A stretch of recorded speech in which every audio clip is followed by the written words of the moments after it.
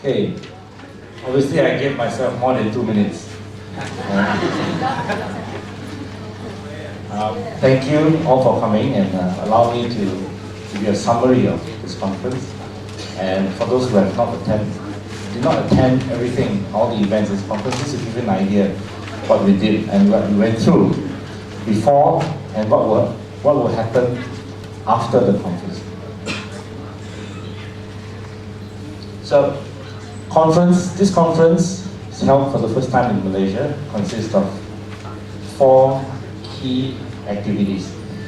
The first activity here is the Youth Empowerment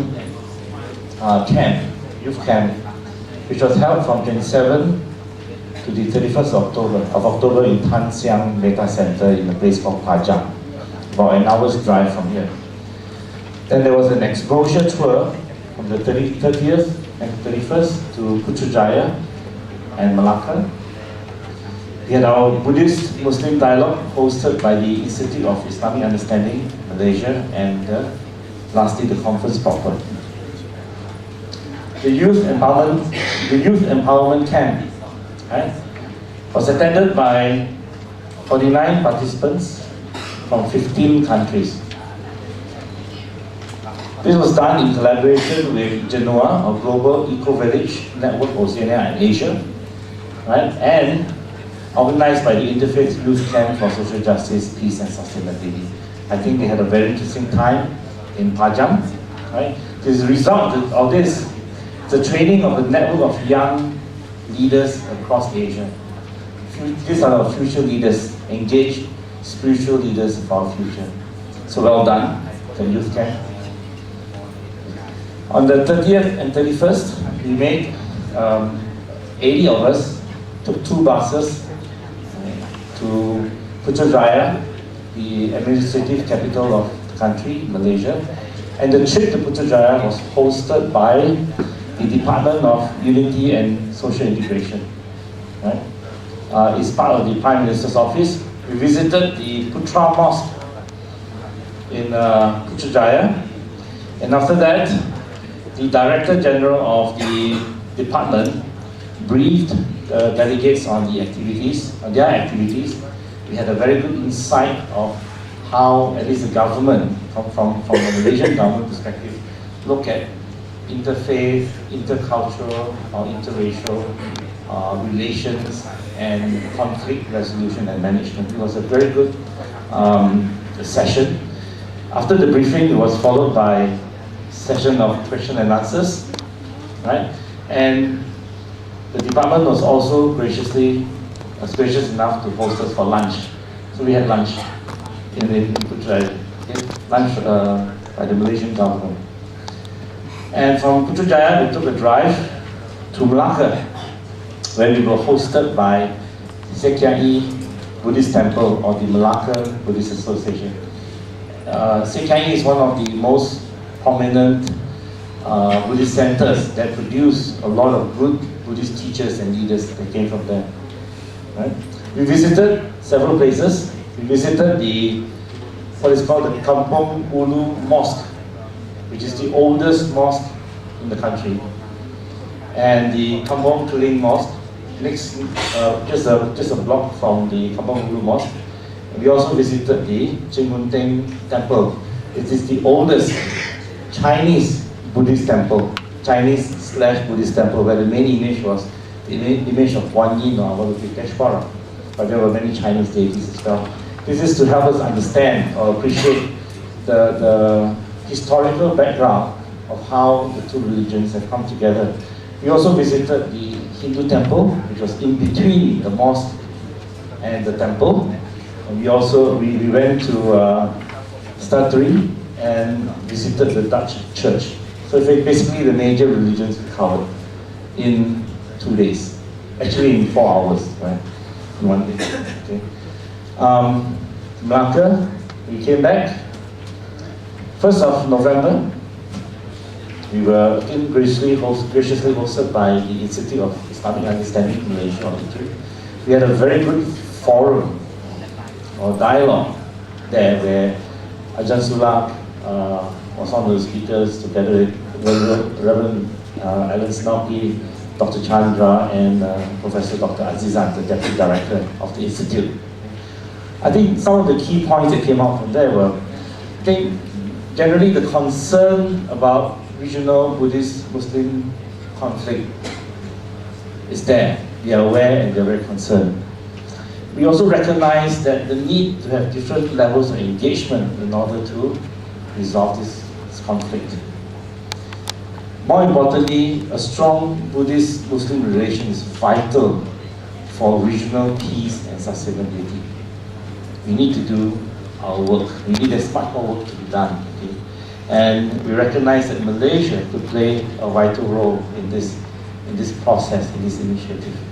So the outcomes was we had a good dialogue on the formal and informal level, where we took a tour of IKIM. We got a chance to meet and speak with the friends from the Institute, and we feel that this is a good starting point for more engagements and cooperations in the future.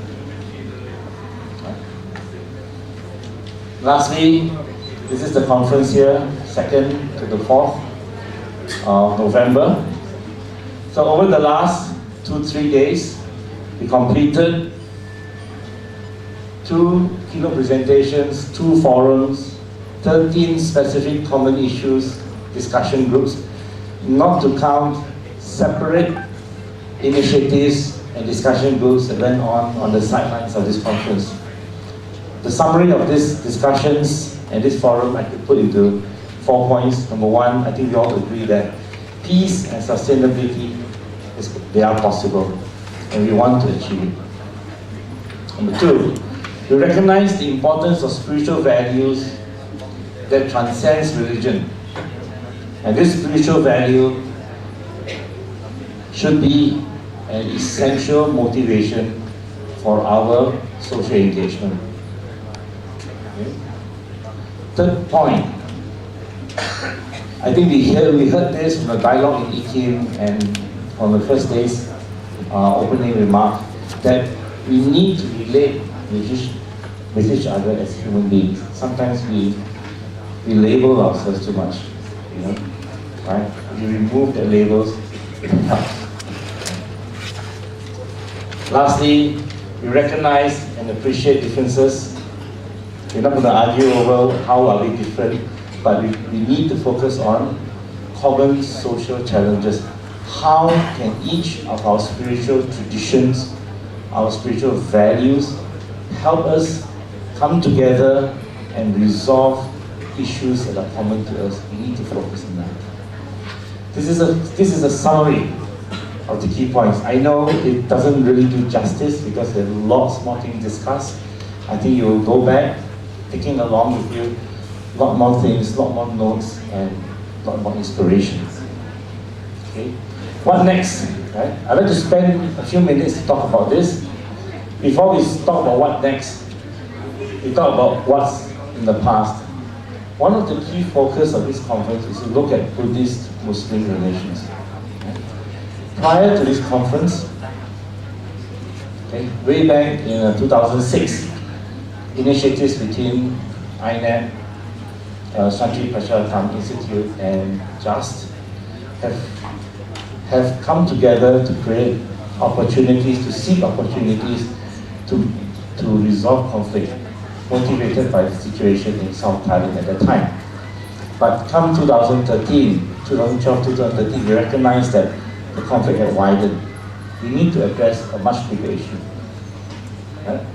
So in June 2013, this year, right, INET, JUST, and Religions for Peace, supported by the OIC, organized a Buddhist-Muslim consultative meeting in Bangkok. From that meeting, a statement was issued and is published in the conference proceedings, and a Common Action Working Committee was formed. In August, the Common Action Working Committee had its meeting in Sri Lanka. Right? In that meeting, we have decided to form a more permanent body or organization to look at Buddhist-Muslim relations more seriously. I'm happy to announce that we have formed the International Forum for Buddhist-Muslim Relations, running to that. And with that in the background, we come to our conference here. So we came here not just be here, right? We have, supported by many of our seniors here, a lot of groundwork has been done in the past. I know groundwork is never effective, it's never enough. A lot of people have come to us saying, have you done this, what about this, what about that, you know, right? We're doing our best, and I think all of us should get involved somehow, and you will be involved, you'll be informed. Right? So, comes a conference with that in the background, okay? And in December, which is next month, the next Common Action Working Committee will be held in Kuala Lumpur. That will decide more details of some of the activities that will be carried out, and we will make the announcements in due course. Right? So this is INEP 2013 in the whole context of Buddhist-Muslim relations, in a bigger context of interfaith relations.